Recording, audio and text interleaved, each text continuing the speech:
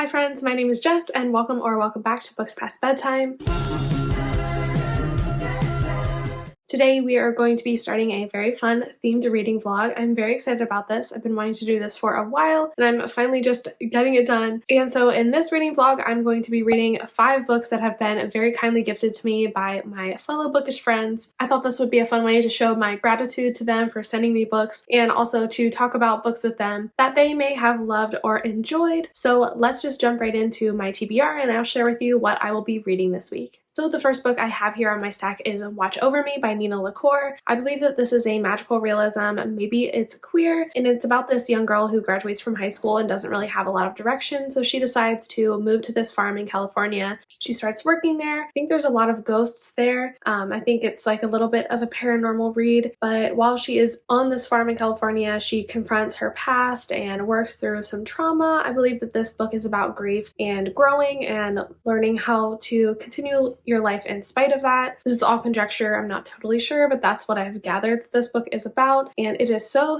beautiful, and I'm very excited to pick this one up. And this was kindly gifted to me by my very good friend Amanda here on BookTube. Love her so much, she is the best. You definitely should go subscribe to her channel if you're not already. She's just a ray of sunshine, so bubbly, the sweetest person ever. I love her so much. Thank you, Amanda, for sending me this book, and I cannot wait to jump into it. The next book I have is Verona Comics, and this book is a YA contemporary, and it is about our 2 main characters who are both children of comic book chain owners. So the family of this one character owns this huge national corporation of comic book shops, while the other character, her family, owns a smaller, more mom and pop style comic book shops, and they kind of have a forbidden Romeo and Juliet-esque romance because their families are in competition. I've heard that this is really hard hitting and explores a lot of difficult topics, so I'm ready to cry. This one was very kindly sent to me by my friend Kirsten over at Kirsten's Corner. You also should go subscribe to her. She is putting out great content and she's just one of the best people ever. She is a fiercely loyal and supportive friend and I love her to death, and she loves this book, so I'm very excited to finally read it. Next, I'm going to be picking up The Extraordinaries by 𝗕cie 𝗀𝗀. This is a YA fantasy book about this main character. He is a big fan fiction writer and the fan fiction he writes is about superheroes. In this world, the superheroes are called Extraordinaries and they are real. They exist in real life and are like celebrities, and he's obsessed in particular with this one extraordinary, and that is who he writes fanfiction about. He's the kind of guy where his friends all roll their eyes when he starts bringing up this extraordinary guy, but he has this really close friendship with his friend Seth, and I think that they might have a romance down the line, even though our main character Nick is obsessed with this extraordinary. I loved The House in the Cerulean Sea by 𝗕cie 𝗀𝗀, so I'm very excited to pick this one up. This is one of the ones that I'm most interested in of his backlist, so I cannot wait to get to this one. And this was very kindly sent to me by Paige over at the PM Reader. Paige is such a sweetheart. She is one of the nicest, kindest people on BookTube, and I am very excited to finally get to this one. She's a big 𝗕cie 𝗀𝗀 fan, and so I definitely want to start picking up more of his backlist as well. So thank you so much, Paige, for sending me this book. I'm very excited to jump in. Next, I'm going to be reading The Weight of the Stars by Kay Ancrum. This is a sapphic sci-fi story about these 2 girls. At first, they really don't like each other, but they actually experience something together that brings them together, and they form a friendship and eventually a romance down the line. One of our main characters' moms is an astronaut. She's about to go into space, and the girl is dealing with the trauma of that, just the anxiousness surrounding that. So I think this is a light sci-fi. I think it's set on Earth, but it has sci-fi elements to it, and I'm very excited for it, particularly because it is sapphic. I have also read Kay Ancrum before. I read The Wicker King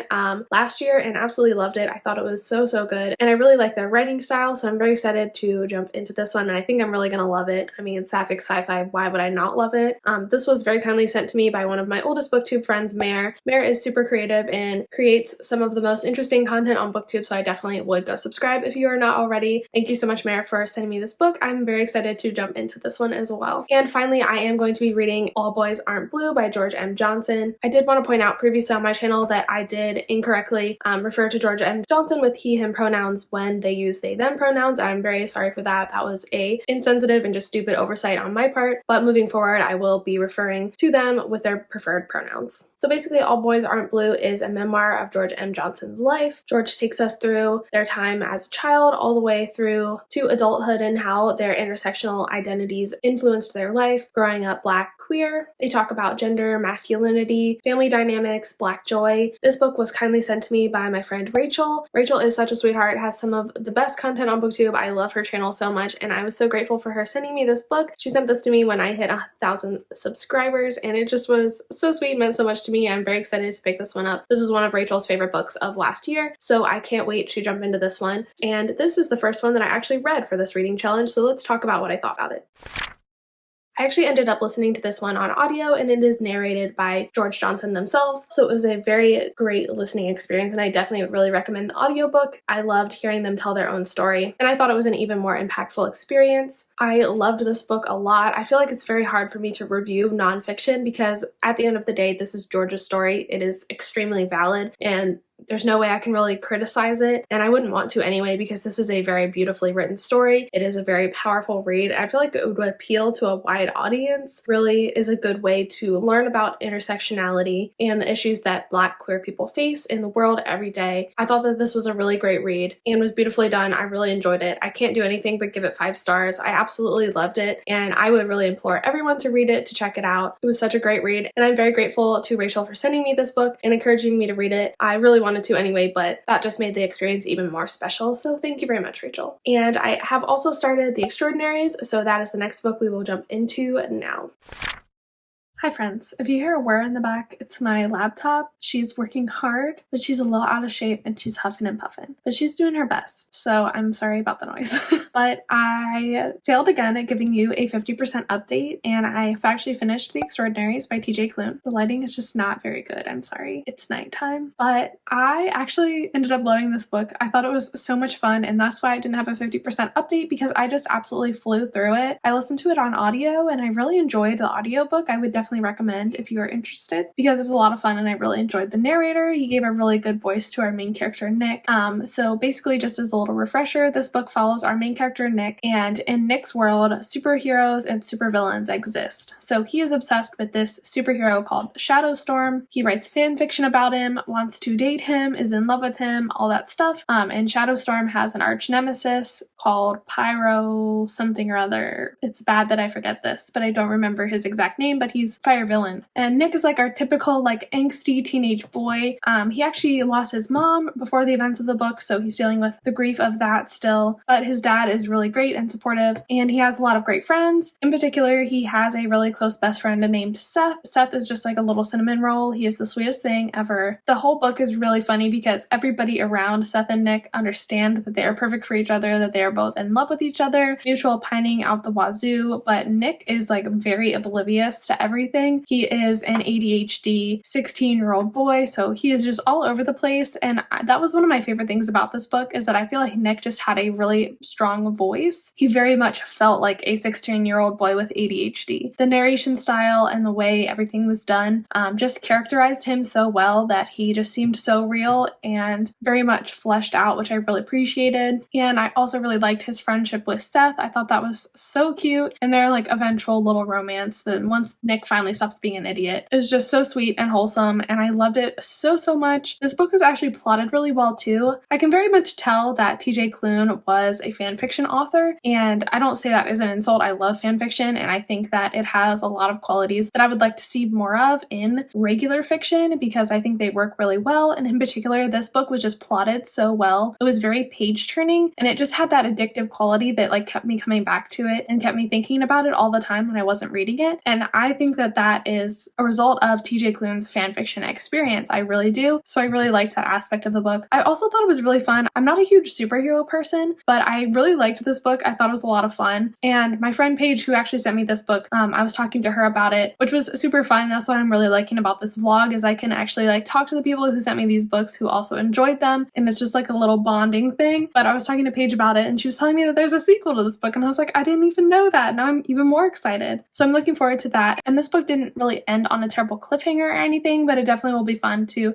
jump back into this world with these characters because I just had a lot of fun. I did want to touch on something really really quick. One aspect of this book that I think is worth noting is that Nick's dad and a couple of the other characters are policemen in the city, and they are painted in a really positive light, not in a way that like all police people are good, but in that these particular characters in this story are good. And this book was released in the latter half of 2020. TJ Klune did put out a statement about how he wrote this previously, and his intention was not to promote police officers as being this force of good. I will pop it on the screen here if you're interested in reading it, just so you know what's going on. I did just want to make everyone aware of that. If that is something you're not comfortable with reading, that is totally fair and valid. I think it was just kind of a case of wrong place, wrong time. So I think this book is definitely still worth the read, and I really enjoyed it. I think I'm going to give it a strong 4.5 stars, and I'm only docking a half a star because it was just like very YA, if you know what I mean. And that's not necessarily a bad thing, but some of the scenes in it were really cringy, and just like the secondhand embarrassment I got from some of the things that Nick did or said just were like a little too much for me. But overall, I really enjoyed this one. I thought it was so much fun, and I can't wait for the sequel. And thank you so much, Paige, for sending me this. I absolutely adored it. I thought it was so good.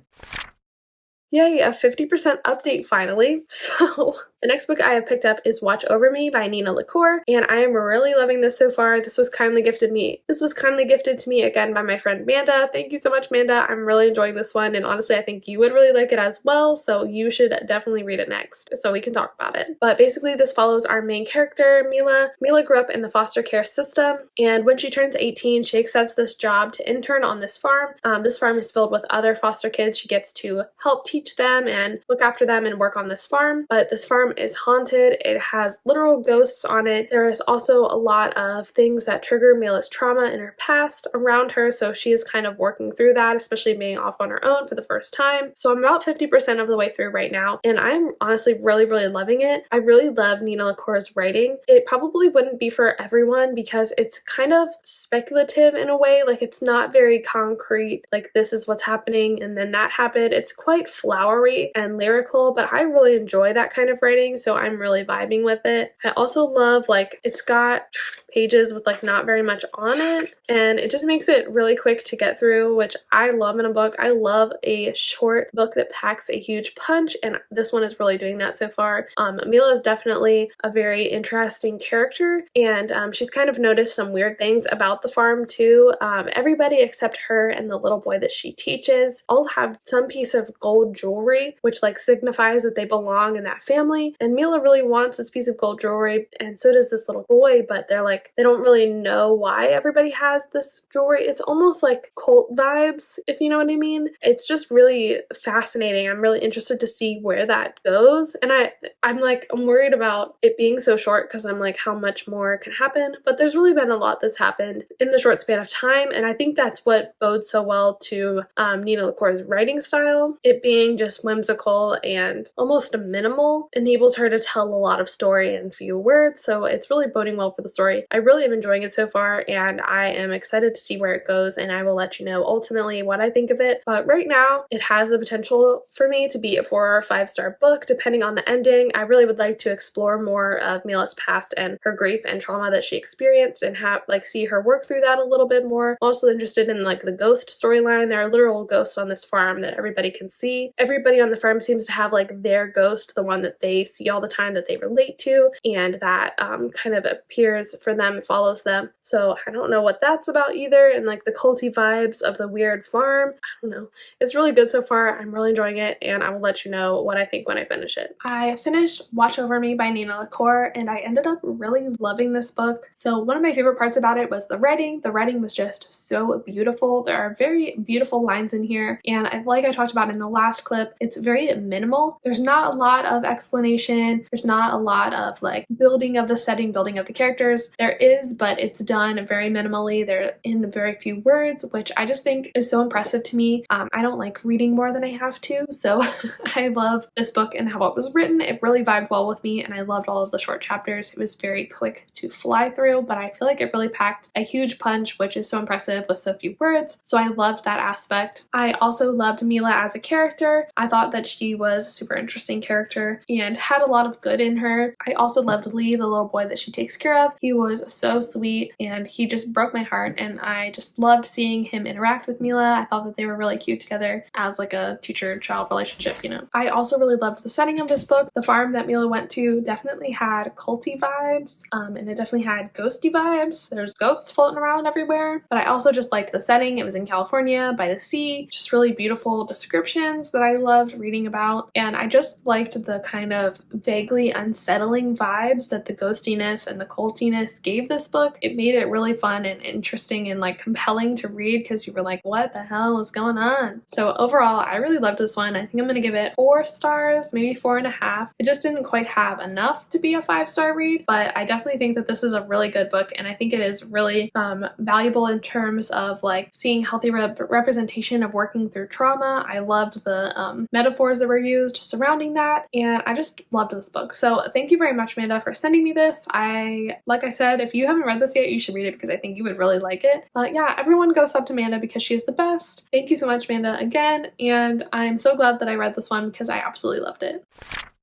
So I just got halfway through The Weight of the Stars by K. Ancrum, and I'm really enjoying this so far. This is basically a YA sci-fi. It follows our main character Ryan, and Ryan is this kind of girl who really enjoys helping people.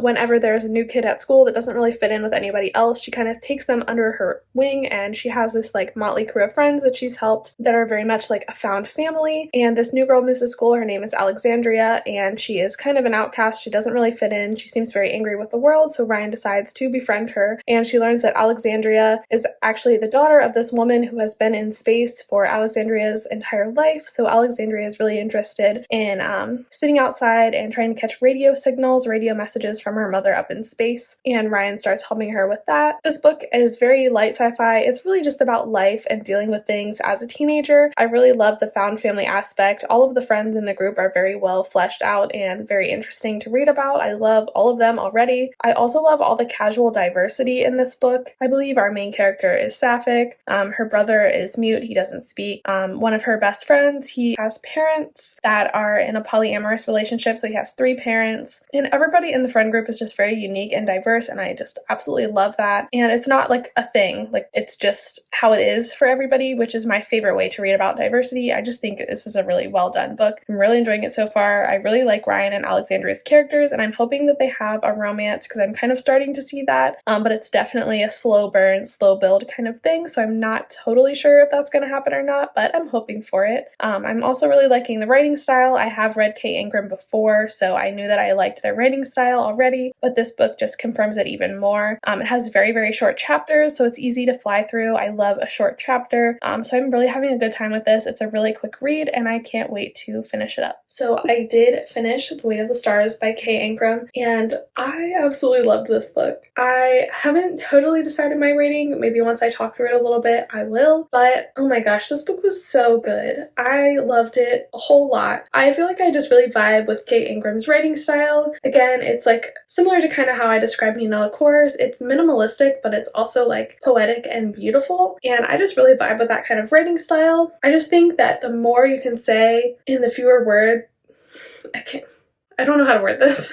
You can really pack a big punch in very few words. It's just very impressive to me. I just really vibe with and gravitate towards that kind of writing style, and with this book that is definitely the case. The chapters are really short. There's not very many words on each page, but the story itself is hugely impactful, has a lot of meaning behind it. The characters were incredible, the plot was amazing. I just really loved this book a lot, and even though there were kind of a lot of characters, every single character had their own unique personality, and they had something lovable about them, but also something that made them unique and realistic. I just really came to love Ryan and Alexandria especially, and I loved them together. They were so freaking cute, and I think books like this with casual diversity, where the diversity is not the point of the book, it's just like a footnote in a person's story where like you can see how that diversity makes everyone better and work well together, but at the same time like that's not everything that person is. I just think it's so important, and also seeing diverse characters get happy endings. I just love that. And K. Ancrum has like a great way of creating like a bittersweet, almost open-ended ending, but that leaves you feeling very hopeful, like kind of hints at the fact that it's going to be a happy ending, which I really vibe with. I just absolutely loved everything about this book. I thought it was so freaking good, and I think I'm going to give it 4.5 stars, which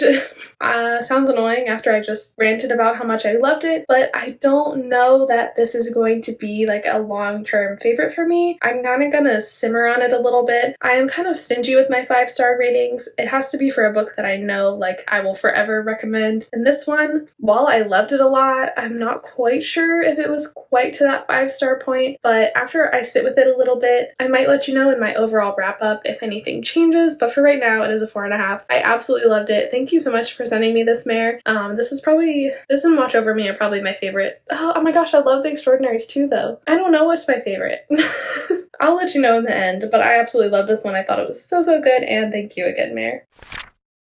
I just started reading Verona Comics by Jennifer Dugan, and I am underwhelmed a little bit. So I decided to get this one on audio from my library, and I believe that was a mistake. So the guy, Ridley, is that his name? I think that's his name. Something like that. He is narrated by Michael Crouch, who is a very popular YA audiobook narrator, and I don't know, don't like him as narrator at all. Like, I mean, he's fine, but I just don't vibe with him very well. It's just like a personal issue. It's not like a him issue, it's a me issue. But unfortunately, that's making me like not like this character because I don't like Michael Crouch's voice, but I don't want to read it physically now. I've already listened to half of it on audio, and it's a really quick audiobook, and it's fine, but his voice just like irritates me. I don't know what it is. Anyway, but like moving past that, this just feels very like cringy YA to me, and a lot of people say it like is very hard-hitting and makes them cry, so I'm kind of hoping that the second half is a little bit better, but right now it just feels kind of like trite. Like the characters are just, I find myself rolling my eyes at their dialogue a lot and the way that they interact. I do like all the casual queerness in this book. Pretty much all of the characters are queer, which is something that I definitely appreciate and enjoy reading about, but I'm just really having some issues connecting to these characters. And the whole premise, I didn't even explain what this book is about, but the whole premise is that these two characters, their parents own competing comic book stores, and they're like in direct competition, hate each other, and this girl and this guy meet at this comic book convention, and they're like wearing masks, which again, how do you not know who the other person is? They literally have like little eye masks on, and then they meet each other later. Like, he knows who she is, but she doesn't know who he is, and I personally don't like that kind of trope. I don't like the weird power dynamics it creates. And like, they're also texting as the people they met at the convention, but they're also talking in real life because this kid's dad's trying to take down the girl's family's comic book shop, and so he's using him to like infiltrate, and it's just like a weird, dishonest relationship, which like, it's not his fault. Like, I understand why he's doing it because his dad is a jerk and he's trying to like get on his good side because he's been pretty much abused by him his entire life. So it's like a rough situation, but at the same time, it's just kind of a trope that I don't like. I don't like the lack of information between the characters and the lack of communication and the lack of honesty. I just don't think it's a good way to start the relationship, although he pretty much, like right where I left off, he just told her that he is also the person that she has been texting, so he's revealed that like halfway through the book. She doesn't seem mad, but I haven't finished. I stopped like in the middle of the chapter, so I don't know if she's gonna get angry or what is gonna happen. I'm kind of hoping that it gets better because it's just been a little bit cringy so far, and I just don't absolutely love the characters or anything. There's nothing really that's like grabbing my attention about this book, but I'm hopeful for a better second half, and we will see. If I had to rate it right now, it definitely would be like a 3-star range, which isn't bad by any means, but there are definitely some issues that I have with it. So I feel like the second half, it's really gonna make or break the book for me. We will see. I'll keep you updated, and I will let you know when I finish it and my final thoughts. I did end up finishing Verona Comics, and I definitely liked the second half a lot better than I liked the first half. It definitely got a lot more hard-hitting in the second half, which is something I really enjoy in my YA contemporaries, and I think that this one handled it really well. So in the second half of the book, we really dive into the thick of Ridley and Jubilee's relationship, and after quite a while, we start to realize that it gets increasingly toxic, and that Ridley has a lot of issues going on. He has anxiety, he has home life issues, and he really kind of uses Jubilee as a crutch, as a way to make him himself feel better, but he's really not getting the help that he needs, and we start to see that within their relationship. It becomes very codependent and just toxic until everything comes to a head. They get into this scary accident that Ridley really perpetuates himself, and that's kind of like the catalyst, the breaking point of their relationship. I really respected this book for the direction it went after that catalyst happened, because I don't feel like a lot of YA contemporaries or a lot of romances at all take the stance that this book took. It really wasn't afraid to say that Ridley and Jubilee's relationship was toxic and more negative than positive. While you did want to root for them to get together, they were cute together in some scenes. This book definitely made you realize as the reader that what they had was not healthy and is not a good model of a relationship. And I really respected this book for that. In the end, Ridley does go and get the help that he needs, and Jubilee also goes to therapy for people who have been in codependent relationships. And while at the end they do kind of come together, they come together not as like reunited in a relationship. They approach like forming a friendship in like a whole new way, kind of like starting over. They don't jump back into anything, even though there is hope for them to stay in contact in the future. And I think that was just like a really great message and a really good way to end this book. And while I think that maybe the tone was a little bit too cutesy YA contemporary in the beginning, I think that overall this book did a good job establishing what it was trying to say and getting across its message, and I really agree with its message, and I thought that it was really well done, and I really enjoyed it in the end and appreciate what it was doing. And for that reason, I think I'm going to give this a 4-star. I really enjoyed this book overall. The audiobook I would not recommend personally, just because again I don't like Michael Crouch and if I was just rating the audiobook alone it would probably be a 2, but that was my own fault just because I'm so busy it's hard for me to read physically. But overall this story was really well done and I really ended up enjoying it, and I think the characters of Ridley and Jubilee will stay with me for quite a while. And so that is the end of this vlog. I am going to do a quick little wrap up really quick just to give a little refresher of everything that I read during this week. The first book I read was All Boys Aren't Blue by George M. Johnson. This was kindly gifted to me by my friend Rachel. I absolutely loved it. I gave it 5 stars. I would really implore everyone to read this story. It is just a beautiful memoir and it really gives you a great insight into the struggles that Black queer people face in their day-to-day lives. And the next book I finished was The Extraordinaries by T.J. Klune. I'm also going to go ahead and give this one 5 stars. I absolutely loved it. This was probably my favorite one that I've read in this vlog, so thank you so much, Paige, for sending me this. I just thought it was such a fun YA fantasy contemporary kind of story, and I loved that it was gay, and it just was so much fun and I absolutely loved my time reading it. Next, I read Watch Over Me by Nina LaCour. I gave this one 4.5 stars. I really loved this one as well. I thought it was such a great exploration of grief and finding your place, finding your family, but it also had some creepy, unsettling portions, and I'm still not quite sure whether I liked the ending or not, but this one was so well done. I loved the writing and I loved my time reading it. And thank you again, Amanda, for sending me this one. I'm so grateful for you. And then I finished The Weight of the Stars by Kay Ancrum. Kay Ancrum does it again. They are quickly becoming one of my favorite authors. I just really connect to their writing and I just think it's the best. This was such a fun, like light sci-fi, YA contemporary, also gay. I think all of these books pretty much were, but I loved this one a whole lot and gave it 4.5 stars. Thank you, Mary, so much for sending me this one. And then finally, I read Verona Comics by Jennifer Dugan. I also really loved this one. I loved the casual queerness in it, and I loved the stance it took on toxic relationships. I thought it was a breath of fresh air compared to a lot of other YA contemporaries and romances out there that really glorified toxic relationships. I appreciated this book for taking a stand and saying no, and overall I gave this one 4 stars and I really loved it. Thank you so much, Kristen, for sending me this, and I'm very glad that I have read this book because I know you love it as well. And that is the vlog. Thank you so much for watching. I hope you enjoyed this. If you'd like me to do another one reading more gifted books, definitely let me know because I have quite a few. I appreciate everyone that has ever sent me a book. It means the world to me, really and truly. And I also just really appreciate everyone who watches and interacts with this channel, so I hope this is kind of like a good thank you for that because I really do appreciate it so much. And yeah, I hope everyone has a great day. Definitely follow me on Instagram and Twitter if you feel so inclined, and I will see you in the next one. Bye.